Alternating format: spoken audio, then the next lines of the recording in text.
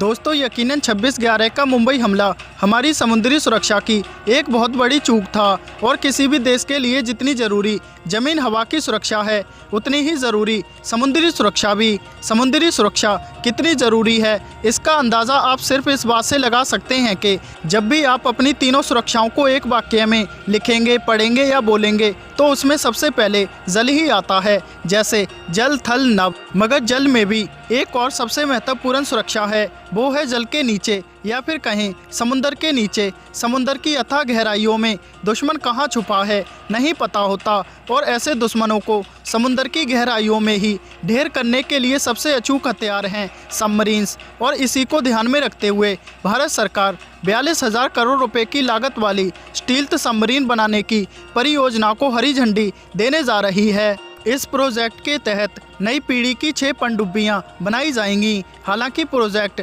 75 India P75I के तहत भारतीय नौसेना को पहली पनडुब्बी 7 साल में मिल पाएगी। सवाल उठता है कि आखिर स्टील्थ सबमरीन क्या होती है और भारतीय नौसेना को इसकी कितनी दरकार है। दरअसल स्टील्थ का मतलब होता है गुप्त, छिपा हुआ। इस तरह स्टील्थ सबमरीन का मतलब हुआ गुप्त पनडुब्बी। इसे गुप्त पनडुब्बी इसलिए कहा जाता है क्योंकि ये पानी के अंदर लंबे वक्त तक ऑपरेशन को अंजाम दे सकती है। उसे ईंधन के लिए सतह पर आने की ज़रूरत नहीं। खासकर परमाणु क्षमता से लैस सबमरीन में पानी के अंदर टिके रहने की क्षमता अधिक होती है। वैसे भी भारत अपनी पनडुब्बियों के लिए air independent propulsion AIP technology विकसित कर रहा है और ये टेक्नोलॉजी उन पनडुब्बियों को समुद्र की सतह पर आए बिना अभियान को अंजाम देने की अवधि बढ़ा देती है जो परमाणु क्षमता से लैस नहीं है। इस कारण दुश्मन को इन पनडुब्बियों की हरकतों को पकड़ पाना मुश्किल हो जाता है। इसलिए AIP युक्त पनडुब्बियों को हाई रिस्क एरिया में लंबे समय तक पेट्रोलिंग के लिए तैनात किया जाता है।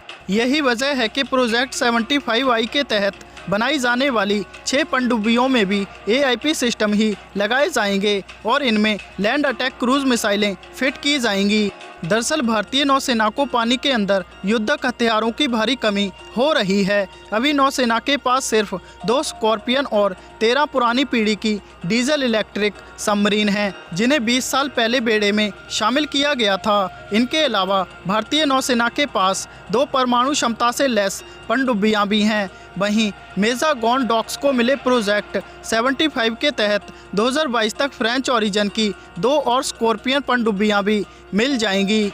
उधर हिंद महासागर में अपनी नौसेना की मौजूदगी बढ़ा रहे चीन के पास 50 डीजल इलेक्ट्रिक और 10 न्यूक्लियर सबमरीन्स हैं। वहीं पाकिस्तान के पास 5 पनडुब्बियां हैं। साथ ही वह अगले साल से 8 चीनी युआन क्लास सबमरीन्स अपने बेड़े में शामिल करने लगेगा। बता दें yuan class submarines air independent propulsion AIP तकनीक पर आधारित हैं जिनकी पानी के अंदर बने रहने की क्षमता ज़्यादा होती है।